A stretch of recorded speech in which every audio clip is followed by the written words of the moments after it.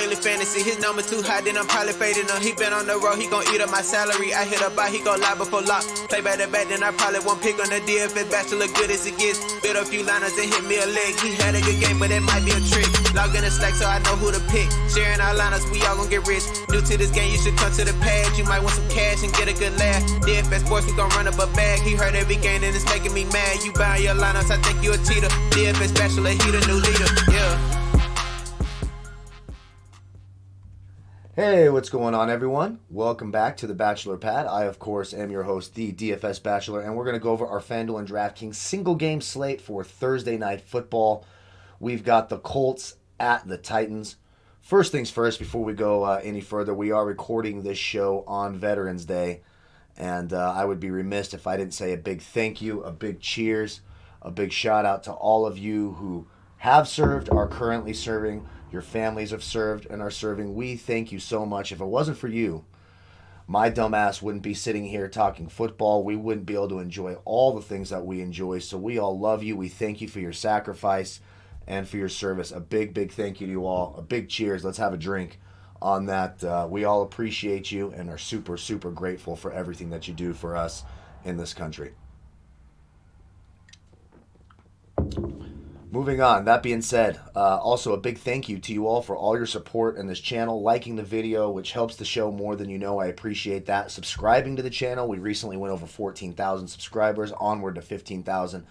I really appreciate that. Don't forget to like the video, subscribe to the channel, and leave a comment in the comment section. When you do those three things, you qualify for our weekly $50 PayPal giveaway sponsored by our friends over at Tax Relief Advocates, making your tax debt disappear faster than our freedoms would disappear if it wasn't for our great men and women in the armed services. You can give them a call at 1-800-411-9633, 1,000, 5,000, 10,000, it doesn't matter. Hit them up. They will take care of you if the government is messing with your money or the IRS. So give them a call. As usual, if you want my player pool, projections, projected ownership, snap percentage, targets, rushes, defense versus position, history versus opponent, you can click that link in the video description below and try Draft Dashboard for 30 days for $1. And it's important, if you sign up using my link, you get my player pool. If you don't do that, then you still get the tool, and it's a wonderful tool. You just won't have my player pool if that's something you want to use in the lineup optimizer, mass lineup generator, cash game optimizers. You can stack quarterbacks, wide receivers, and mass lineup, all sorts of stuff. So click that link. Try it for 30 days for $1. And don't forget to check out my friends over at Overlay DFS. A lot of fun over there. The new matchup shop's a lot of fun. Parlay your fantasy picks, etc. Lots of cool stuff there. So as we always say, the two sites are different. I haven't been playing much Fanduel. I kind of got tired of Fanduel shit, to be completely honest. So I haven't been playing it all that much. I've been mostly playing Draftkings and Overlay and doing a lot more betting this year, straight up betting.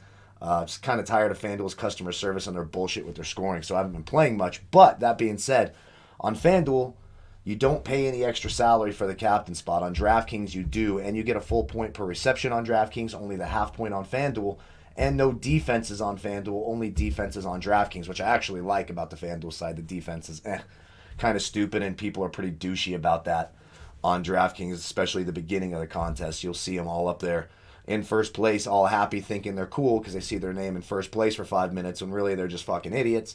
And that lead will drop, and most of the time they won't finish anywhere of the sorts, especially with the defense and the captain spot. Like I said, on DraftKings, 71 to 73% of the time, it's a running back or a wide receiver in that captain spot on DraftKings with that full point per reception. And if you're trying to be different in tournaments, you're trying to finish all by yourself and not tie with a bunch of people, a really good way to differentiate yourself, especially from the casual player who are super inclined to use all their salary, is to leave some salary on the table.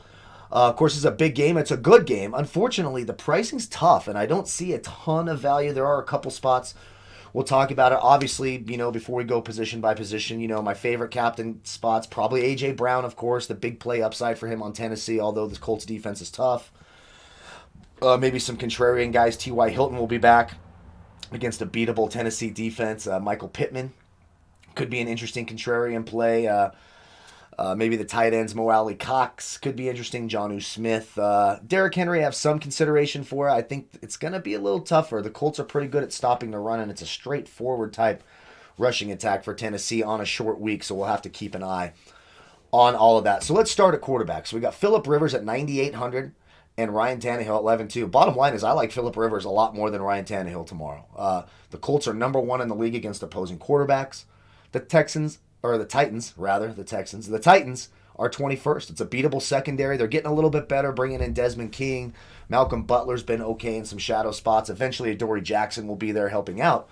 But right now, that defense can't stop anyone. And what do we always say about Phillip Rivers?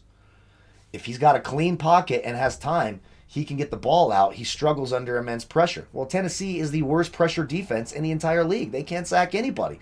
They couldn't get to Joe Burrow with 4 injured offensive linemen. And that's already a bad Bengals line. The Colts have one of the best offensive lines in football. He's also $3,500 cheaper on FanDuel. Rivers is $12,500 and Tannehill's the most expensive play at $16,000. If you look last year with the Chargers, Phillip put up a 24 against this Titans defense. Last year, Ryan Tannehill played against the Colts once, put up a 15, and this defense is even better. I have exposure to both. I'm not saying don't play Ryan Tannehill, but I do like Phillip Rivers a lot more, and I like the salary savings. I think the Colts win a close football game tomorrow. When you look at the running backs, Titans, 24th in the league against opposing running backs. Of course, the real problem with picking the Colts running backs, it's a 3-headed machine, and Jonathan Taylor's usage has kind of gone down and down, while Jordan Wilkins has gone up and up and up. And then Nyheim Hines, of course, will always be involved in the passing game. And then, the Colts are number 4 in the league against opposing running backs in terms of fantasy points allowed. 2 solid games last year, a 17 and a 28, so he's certainly in play. And I'm going to look to maybe save at that captain spot so I can play Phillip and Derrick Henry, maybe and Tannehill, A.J. Brown, load up on some of these expensive players and hit some value elsewhere. So Derrick Henry's obviously the best running back on the board. And then you've got the 3 Colts. Taylor at 8,800, Nyheim Hines at 6,200, and Jordan Wilkins at 54. If you look on FanDuel, you've got Taylor at 12, Wilkins at 10.5, and Nyheim Hines at 8.5. To me, it just looks like right now Jordan Wilkins has kind of passed over Jonathan Taylor in terms of total carries in the game. It was encouraging to see Jonathan Taylor involved in the red zone last week against Baltimore. So that touchdown got him to 10. I think right now I like Hines and I like Wilkins just a little bit more. I'm going to have, if I'm making multiple lineups, I'll have exposure to all 3. But Wilkins right now, $3,600 cheaper. $3,400 cheaper on DraftKings. I think I'll take the value there. And if they're going to get similar touches, I'll take my chances with Jordan Wilkins and Nyheim Hines, of course, on DraftKings, getting that full point per reception. So I like that there. If you want to be super contrarian, you're looking for the backup running back for Tennessee, maybe Derrick Henry hurts an ankle or something early on. I suppose it's Deontay Foreman, the former Texan second-round pick, of course. I'm not going there, but I guess if you're looking to be super contrarian, that is one way that you can go. Let's go to the wide receiver position. We talked about it. The Titans have allowed the 6th most fantasy points in the league to opposing wide receivers.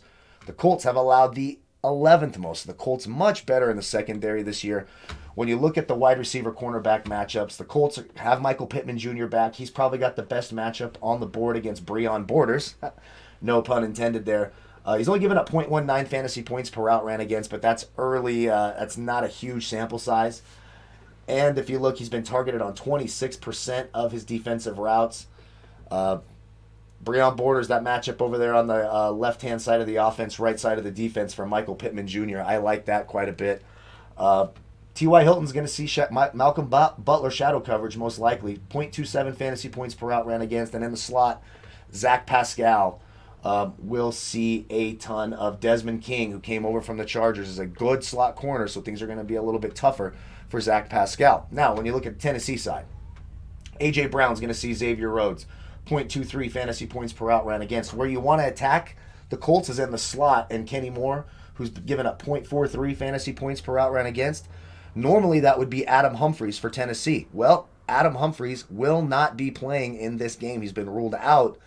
So this is maybe where probably the only player under 1,000 that I really like this week, or that I should say that I'm considering, is Cameron Batson. It looks like he'll be the slot guy. It could be Khalif Raymond at 1,000. He does a lot of kick returns, punt returns for them as well. It's going to be between those two guys. Last week it was Cameron Batson who played on about 50% of the snaps. filling in for Humphreys. He's at 200, a nice matchup. I actually like Cameron Batson for Tennessee going against the Colts. And, of course, on the other side, getting shut out last week was Corey Davis. He's going to see Rocky Sin, who gives up 0.30. So I think Corey Davis is in a bounce-back spot. But if we're looking for that super sleeper under 1,000, I think Cameron Batson or Khalif Raymond at 1,000 are the two guys you want to look at. Of course, A.J. Brown. I like A.J. Brown quite a bit. Again, Xavier Rhodes been very, very good this year, but we know the upside for A.J. Brown. Didn't have great games against them last year. Of course, these are two very different teams. In his 3 games back, 4 games? In his last 5 games, nothing less than a 12. 4 of those games over 20. 1 of those games in the 30s. Love him in the captain spot if you can afford him. 10,400 on DraftKings. 15,000 even on Fanduel. A.J. Brown I like in big-time consideration there in the captain spot. Corey Davis, look, he was having a great year before that goose egg last week on only 3 targets. Look, the Bears defense is really good, and they're going to face another one this week. So some interest in Corey Davis. I think he's a bit overpriced. Zach Pascal in the slot at 6,400. Yeah, I mean, look, Phillip likes going to him. He's been targeted, 19 times over the last 3 weeks. 2 of those games were double-digit fantasy outputs. Again, Tennessee struggles against opposing wide receivers, but it's going to be the Desmond King matchup. It's something to watch out for, as Zach Pascal does line up in the slot on 72% of his offensive routes. So something to keep in mind. Now we get T.Y. Hilton. Had a 14 in his 1 game against his team last year. He's back from injury. He's going to play, which means Marcus Johnson's probably going to see a lot less targets. So I think he's a little bit overpriced. I'll have some consideration contrarian-wise, but again, I prefer Michael Pittman at 4,400. I think he's going to play more of the snaps. He's got a better matchup. Phillip Rivers likes those taller receivers, so Pittman at 4,400 makes a ton of sense. And, they did get the ball to DeMichael Harris a little bit last week as well. He's been targeted 7 times the last 3 weeks at 1,800. So if you want another sleeper, but with T.Y. Hilton coming back, now again, he could get hurt on the first play. That's what I mean. This is a tough slate in my opinion. But T.Y. Hilton, boom or bust, and he's going to be low owned because he's been absolutely horrific this year. I mean, just fucking terrible. I think 1 double-digit fantasy output the entire season. But he is at 5,800. It is a beatable secondary, and you got to figure one of these weeks he's going to have a big game. Maybe this is the game. Didn't play last week. Should be rested and healthy. So T.Y. Hilton, tournament play only. Obviously, he's not going to be involved in your cash games. And I mentioned the 3 values. DeMichael Harris, maybe. Again, with T.Y. Hilton back, Marcus Johnson and DeMichael Harris are going to be sort of those 4th wide receivers for the Colts. How will they split those targets and those snaps is yet to be seen. I do think you see a lot of 3 and 4 wide receiver sets with Jonnu Smith out there as well. Should have a nice pocket.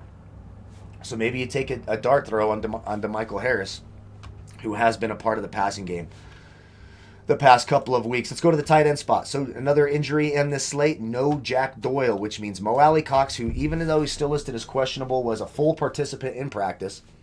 So he's got that red zone upside at 4,800. He and Trey Burton are going to get all the tight end snaps. No Jack Doyle to deal with here.